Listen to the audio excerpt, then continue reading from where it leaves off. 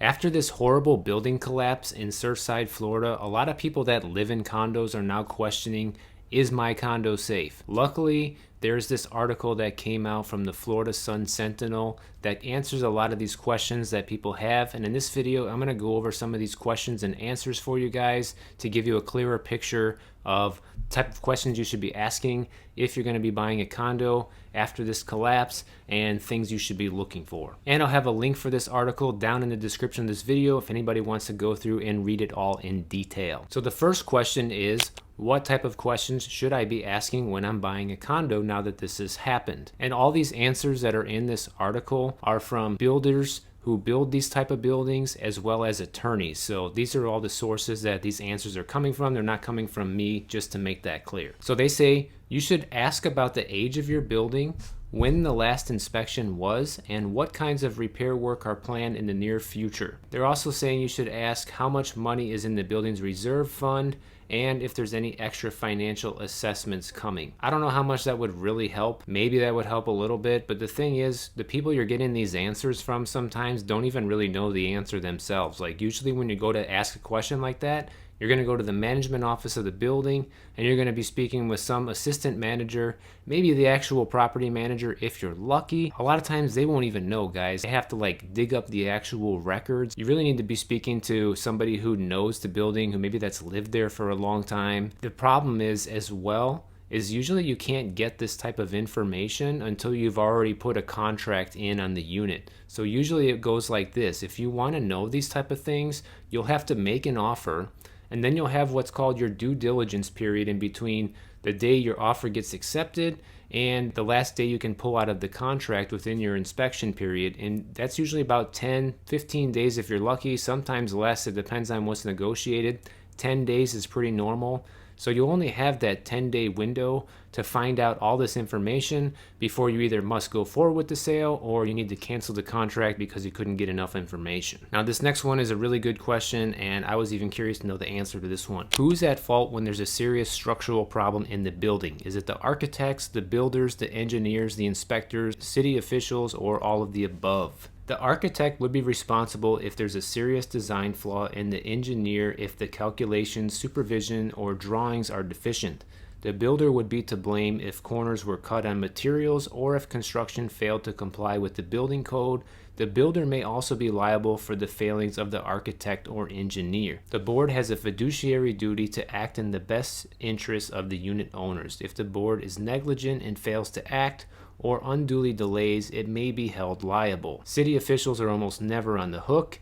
It says city officials are protected by the doctrine of sovereign immunity. Basically, everybody could be on the hook that is responsible for either building the building, planning the building, designing the building, and even down to the board of directors. So probably everybody could be liable when something like this happens. It doesn't even take a collapse for these people to be liable. You know, if there's some other type of defect in the building, like I'll give you a perfect example. The building that I used to live in, they've always had issues with the pool deck there as well, and they've had to do a lot of major repairs there. But the thing about that building, it was built in like 1965 or 1964, something like that. But they remodeled the entire building and made it what it is today as of 2004. From 2004 up to about 2012, when they were having all these issues, they had to go in and redo all these things again. So it hadn't even been 10 years and they already had to go and do all these things. So they definitely pointed fingers at the architects and the builders who formatted this building to be a condominium, that they didn't do the job properly because it didn't even last 10 years. So that's a perfect example of how that could play out in real life. This is a good one also. How often should structural engineers inspect high-rise buildings? The answer: Miami-Dade and Broward require inspections when a building turns 40, but there's no similar mandate in the rest of the state. I'll bet you that'll be changing soon. The boards that supervise the buildings should take the initiative and conduct a thorough inspection at least every 10 years, and I totally agree on that. So yeah, I think that they should be doing inspections every 10 years. You know, it shouldn't cost that much to just get an inspection done, and if they're maintaining the building and keeping up with the problems that might arise every 10 years, I would imagine not only will it be much cheaper for them to maintain the building over the long life of the building, but it will also keep all of the residents much safer, and it will prevent anything like this from happening again in the future. All of these are really good questions, actually. How can I find out if my building was constructed under the highest safety codes? If it was built in 2002 or later, you should have the best building codes or close to it. If your building was constructed before 2002, it likely does not meet the highest standards unless it was damaged by a storm and had to be upgraded. After Hurricane Andrew in 1992 mowed down entire blocks of cheaply built houses, Florida adopted a statewide building code that has become a national model. So when Hurricane Wilma struck Fort Lauderdale 13 years later, new downtown buildings such as the 42-story Los Olas River House held up well. Older buildings constructed before the building code sustained severe damage. A lot of buildings here in Miami are much older than that. You have a lot of buildings here from the 50s, 60s, and 70s.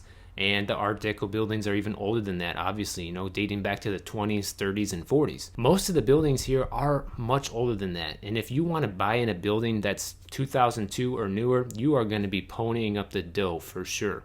So I guess as a buyer, you need to look at this two different ways. You have to say, on the one hand, can I afford a building that is built after 2002? If you can, by all means go for it if you find something you like. On the other hand, a building that was built prior to 2002 has all of the things that you want in it and literally costs half the price as the other one. Then you have to ask yourself, are you willing to go through the necessary expenses and special assessments moving forward to keep that building updated and in the most repaired shape as possible? Because you're either going to be spending less on the purchase price and more on the maintenance, or vice versa. You're really not going to be able to get away with not spending the money anymore, which really needs to be the case. What should owners do if they believe their board is ignoring a safety issue?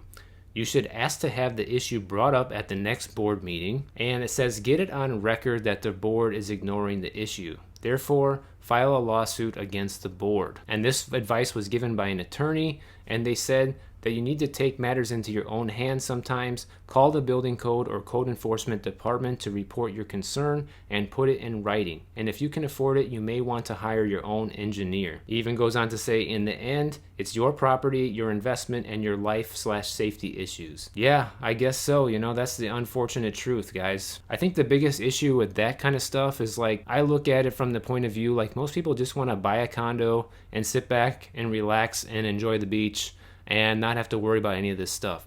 So now they're saying, if you want to buy a condo, you need to be all over it. You need to be on the board. You need to be going to the meetings. You need to be on top of the inspection reports. You need to be on top of everything. Are people really going to be doing this? I don't think most people will, to be quite honest with you. And if you are going to do it, then you got to question, is it even worth my time and the hassle to even go through all of this? Maybe I should just buy a house instead, right? So the next question is, should condos have rainy day accounts to pay for property improvements? And the answer is, there's often resistance from condo owners when a board of directors wants to add to the monthly maintenance fees. The board is caught between irreconcilable goals, perfect safety, which is impossible, and the owners not wanting their assessment payments to go up. Condo associations are required by law to budget for reserve accounts for repairs of significant components such as painting, waterproofing, roofs, and paving, but frequently owners vote down these budgets as well as expensive structural work. These repairs are often very expensive. In emails released by the town of Surfside, an engineer said Champlain Towers South, the collapsed building, needed to spend about $9 million to repair cracked columns and crumbling concrete. The board took out a $12 million loan to do the work, and that meant owners were facing anywhere between an $80,000 assessment for a one-bedroom up to a $330,000 assessment for a penthouse unit. My take on this as a real estate agent in trying to navigate what would make the most sense going forward is, obviously buildings need to have reserve accounts. There's no doubt about that. And Champlain Towers did have a reserve account, but they only had $800,000 in it or something like that. It wasn't a lot, nowhere near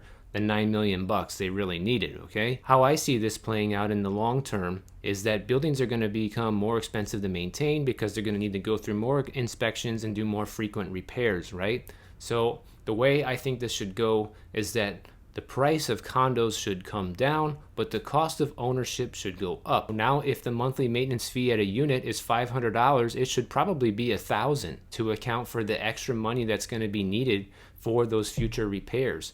And to go a step further, some buildings may even want to start requiring new owners to have a certain financial threshold. Like if you need to make a certain amount of money per year in order to buy a unit here, because that way they know everybody coming in can actually afford to support the maintenance of the building, versus someone just wins the lottery, comes in and pays cash for the unit, but they're poor on their money and they're broke a year later.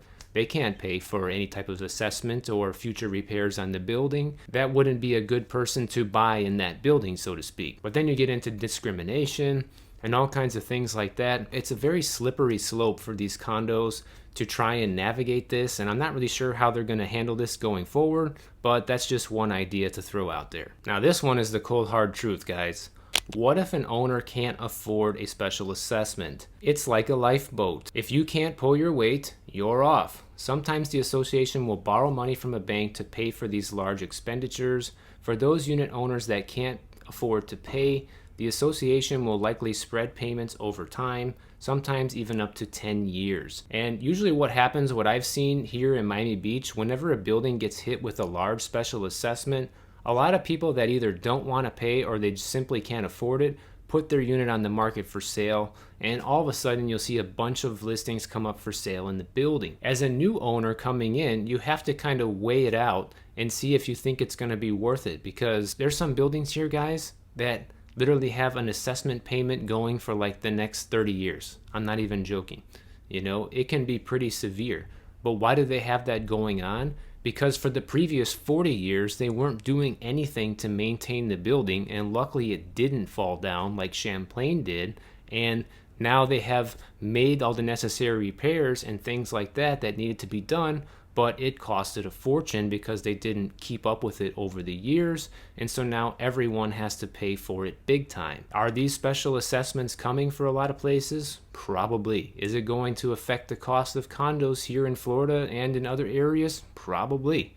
And of course, I'll be making videos about that when the data is in. This is one I was wondering myself as well.